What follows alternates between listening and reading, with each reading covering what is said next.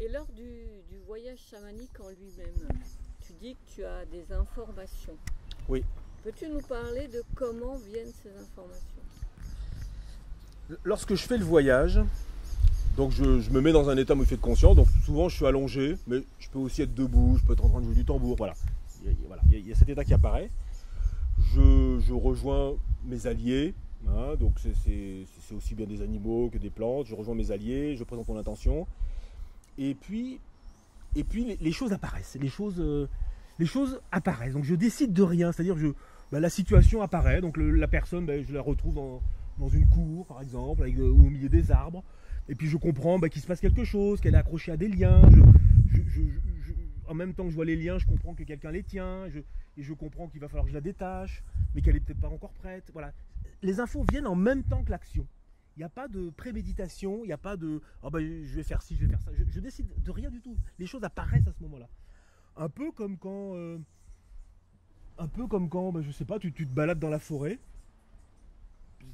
Tu ne présages de rien, tu te promènes dans la forêt et puis un arbre apparaît, tu le regardes et tu comprends que ce mouvement c'est un oiseau et puis après tu entends un bruit par terre, tu vois que c'est autre chose. Mais à aucun moment tu t'es dit près de l'arbre je vais trouver ça, je vais faire ci. Non, ça vient comme ça. Donc c'est des infos qui viennent comme ça.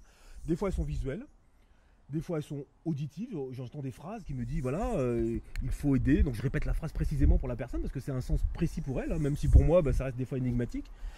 Et puis des fois je vois les choses où je sens fortement, je comprends la peine de la personne à 3 ans, à 5 ans.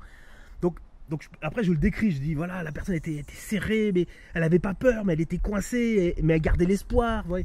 Donc des fois ça peut être très précis, l'image peut être terrible, mais ce qu'il y a dans l'image est beaucoup plus subtil et puis des fois très lumineux. Donc ça c'est très intéressant. Et c'est pour ça que toutes ces infos, j'essaie de les restituer au maximum. Hein, donc souvent en les enregistrant si on est ensemble, sinon en les écrivant après quand on est à distance, de façon à ce que la personne ait un support, un peu comme les rêves, tu vois. Voilà, le rêve tu t'en rappelles, mais il s'en va très vite. Mais si tu l'as noté, et au moins après tu peux revenir sur, et tu sais que c'est vrai, tu sais que quand tu as vu cet ours, il t'a souri l'ours. C'est plus une idée, tu l'as noté, tu sais que et tu peux te raccrocher à ça et ça revient fortement. Voilà, et donc ça c'est fort. Et ces informations, donc elles me viennent pendant le voyage. Et quand je fais les soins avec les gens, je les mets en condition pour qu'eux aussi fassent un voyage. Et eux aussi, ils vivent des choses. Donc souvent, on voit les mêmes animaux, on croise des animaux. Moi, il y a tel animal qui vient, la personne le voit venir, ou quand il est dans la forêt, elle voit la forêt, elle sent le froid, des choses comme ça. Et elle reçoit aussi des infos. Donc ça peut être un sourire, ça peut être quelqu'un qui s'approche, qui la regarde, ça peut être des phrases. Et ça aussi pour elle, souvent, des fois pour les gens, c'est leur première expérience consciente d'un voyage chamanique. Sachant que des voyages, évidemment qu'elles en ont fait plein dans leur vie. Hein, quand on dort, à plein de moments de notre vie, on fait des voyages, mais on n'en a pas forcément conscience. Ou alors ça se passe, mais on est un peu spectateur, comme dans les rêves. Mais là, on a cette conscience, on est là et on peut agir.